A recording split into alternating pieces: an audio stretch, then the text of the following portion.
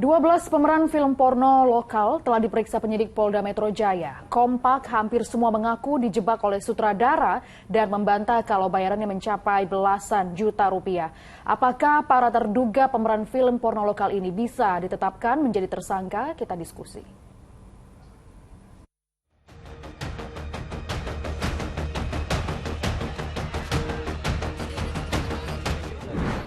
Masih berlanjut, kasus production house film porno di Jakarta Selatan. Selasa kemarin total sebanyak 12 pemainnya sudah diperiksa. Lalu bagaimana peluang para selebgram hingga model ini dijadikan sebagai tersangka? Kita diskusi.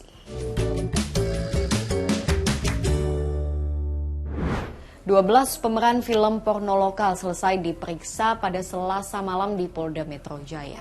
Hampir semuanya kompak mengaku dijebak oleh sang sutradara dan membantah kalau bayarannya mencapai belasan juta rupiah. Kenapa saya merasa dijebak? Karena di sini saya juga sebenarnya nggak tahu kalau itu bakal ada web dewasa. Dan bayarannya tidak semahal itu. Berapa? Ya, adalah tidak sesuai dengan Berapa? 1 juta, 2 juta, 2 juta. Tidak Yang lain sesuai juga sebut dengan berapa? Kak Meli tadi 1 juta, Kakak berapa? dari 1 juta sampai 2 juta. Itu berapa film, Mbak? Film atau 1 hari? 1 hari. Berarti berapa?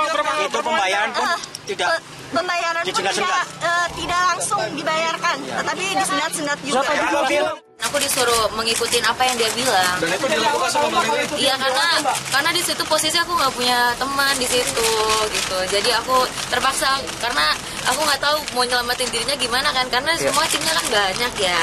Kita juga dibilang ini film legal, berbadan hukum, punya pengacara pribadi, saudara I ya. Dia bilang ini berbadan hukum, legal. Jadi kita coba untuk memainkannya karena kita kayak otak kita tuh kayak digiring ini opininya ini legal. Lo nggak usah takut mainin film-film ini ya.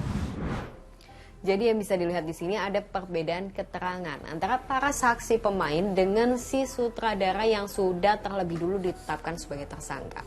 Tapi yang hampir mirip ini adalah modus yang dilancarkan oleh si sutradara. Apa aja misalnya? Yang pertama, mengontak lewat media sosial, menawari pemain untuk main di konten YouTube, web series, sampai film religi dan mengaku semua filmnya ini sudah lulus sensor. Nah, kemudian ada juga yang bercerita awalnya hanya diminta untuk casting, tapi kemudian ketika sampai di lokasi langsung diminta bermain dan tidak ada skrip, semuanya hanya berdasarkan acting mengikuti arahan sutradara.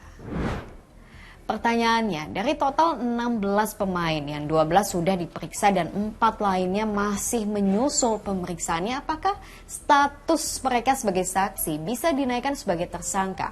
Walaupun mereka mengaku memposisikan dirinya sebagai korban, tapi kan udah ada jelas bayaran untuk masing-masing pemain ini. Menurut Direktur Reserse Kriminal Khusus Polda Metro Jaya, Kombes Pol Ade Safri Simanjuntak, polisi masih akan melihat progresnya. Koordinasi awal sudah dilakukan dengan para ahli dan dijadwalkan minggu ini.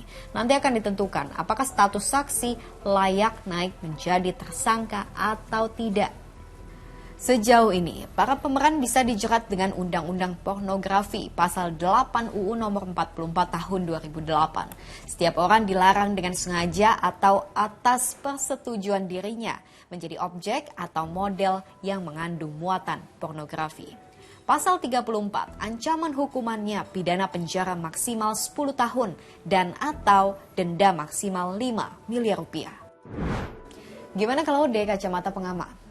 Jadi kalau berbadan hukum yang kemudian untuk mendistribusikan, menyebarkan berita-berita yang berkaitan dengan pornografi nggak ada, pasti nggak akan pernah diberikan izin. Karena memang itu perbuatan yang ilegal kan, perbuatan yang melanggar hukum kan. Sehingga tidak bisa kemudian hal itu dijadikan sebagai alasan memaaf atau pemaaf untuk tidak bisa diminta pertanggungjawaban pidana, nggak bisa. Artinya tetap hal ini merupakan satu perbuatan yang secara umum ya berdasarkan kalau kita bicara teori hukumnya itu teori fiksi hukum namanya. Jadi setiap orang harus dianggap tahu bahwa ada aturan hukum yang melarang penyebarluasan, pendistribusian ya, kemudian bahkan membuat ya adanya satu gambar, situs dan seterusnya yang berisi tentang pornografi tadi. Karena ini melanggar masuk dalam kategori tindak pidana kesusilaan namanya, itu dalam ranah hukum pidana. Batasan pornografi memang masih abu-abu. Apa sih yang termasuk di dalamnya? Pornografi adalah gambar, sketsa, tulisan, atau bisa juga bunyi melalui berbagai bentuk media yang dipertunjukkan. Memuat kecabulan atau eksploitasi seksual yang melanggar norma kesusilaan dalam masyarakat.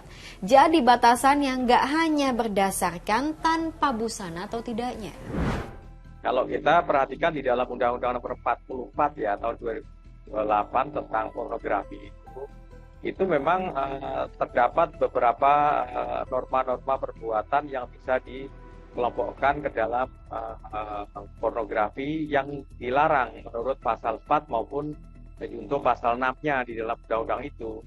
Artinya misalkan menyebarluaskan, memanfaatkan, memproduksi, dan kemudian menyebarluaskan yang namanya baik itu gambar dan seterusnya yang masuk dalam kategori pornografi itu dilarang, dan itu kemudian bisa diberi atau dimintai pertanggungjawaban pidana berkaitan dengan perbuatan itu.